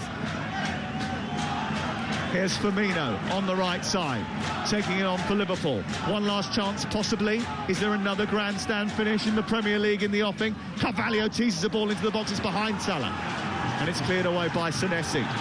48 minutes, 28 seconds, 90 seconds of stoppage time to go. Klopp is out of his technical area. He's on this near side, going down the touchline, trying to encourage his team forward. But there isn't that urgency, there isn't that panic, there isn't that desperation that you associate with Liverpool to get the ball in the box and do the damage that's required to get them back in this game. Alisson pumps it forward, up towards Gakpo. Oh, it's missed by Kelly. Gakpo will shoot on the turn over the bar. Well, it came at him almost inexplicably, because Kelly hesitated just inside the box, completely missed it. He swiveled in one movement and volleyed towards goal, and it was a yard over the crossbar, and with that, maybe any hope of a Liverpool equaliser has gone. I've just seen picture of Gary O'Neill just trying to get him to go a little bit forward, and then it was that just ball over the top. It was missed by Kelly. And look, it's a tight angle, and he's still quite a distance there, Gakpo, but he made connection again. Just hit the target, make the goalkeeper make a save. That could be the last opportunity for Liverpool. Ball cleared away by Neto, up over the halfway line. 20 seconds of stoppage time to play. Every Bournemouth fan is on their feet, bouncing, trying to urge their team over the line. This could be massive in the context of their season. It could be massive for so many clubs at the bottom. It's massive in terms of a top four race for Liverpool as well. What a huge result this will be. Ball launched to the edge of the box. Senesi away. Vigna kicks it clear. There's the full-time whistle. Bournemouth have done it. Last week, Liverpool were knocking 7 bells out of Manchester United. Now, dazed and confused, it's they who have ringing in their ears. Klopp's chances of going into the top four this weekend have been crushed by the Cherries, and Bournemouth's hopes of an improbable escape have just increased tenfold. The perfect way to start the weekend if you're Gary O'Neill and his team. The worst possible warm-up for a trip to Madrid if you're Liverpool. But Tottenham, Newcastle and Brighton will be very grateful indeed. But none as grateful as these Cherries fans who roared their team over the line. Philip Billings' 28th minute goal has delivered all 3 points for Gary O'Neill and Bournemouth. Just 6 days ago, Liverpool were thrashing their nearest rivals, Manchester United, by 7 goals to 0. today. They couldn't even get past basement battlers Bournemouth. It's finished at the Vitality Stadium. Bournemouth 1, Liverpool 0. Sam Matterface, Scott Minto, thank you very much indeed. What a huge result here at the Vitality. This place is absolutely rocking. The fans all on their feet, clapping their players, and rightly so as well. Gary Neal just starting to show a little bit of emotion there as he celebrates with his players. He was very calm going off the touchline onto the pitch. He knows this is a big, big deal for Bournemouth. They go up to 16th in the table just with that one victory. So they are off the foot of the table. It's a long, long road. Of course, that 9-0 defeat to Liverpool earlier on in the season seems such a long time ago. Revenge, you imagine, would be sweet, but of course they have other matters on the agenda, other items on the menu that Bournemouth need to resolve. Of course, Premier League survival is at the top of that list, but revenge in some way would taste very, very good indeed. Bournemouth do not score many against Liverpool, and they've done that today. What a performance. They worked their socks off, Scott Minto. And yes, Liverpool didn't have that cutting edge today, but we've talked about it pre-match, that back line is getting more difficult to break down, and they proved that today, because I tell you what, there was no one in their half other than Alisson most of that second half. No, absolutely, and it was one of those for Bournemouth. The first 10-15 minutes very much on the back foot. Liverpool looking like they're taking the confidence from that performance and result last week, and you're just waiting for the net to bulge and Liverpool to go 1-0 up. It didn't happen. To be fair to Bournemouth, they then got the ball down. It's a little steps. What do? We need to keep the ball, first of all. They did that. And then at times when they did, they also noticed that Liverpool played with a very high line. Probably had 3 really good opportunities in that first half to score. Ouattara had 2 of those, and yet still he created the goal itself. So then you're thinking, right, second half, how do we react to this? Liverpool looked like, again, they reacted well at the start of the second half, but didn't create any clear-cut chances. And Bournemouth sat back at the right times, but again, they attacked at the right times. And I think Gary O'Neill will be very proud of them, not just from a defensive point of view, but the way that actually they did keep the ball and created some chances themselves again in the second half.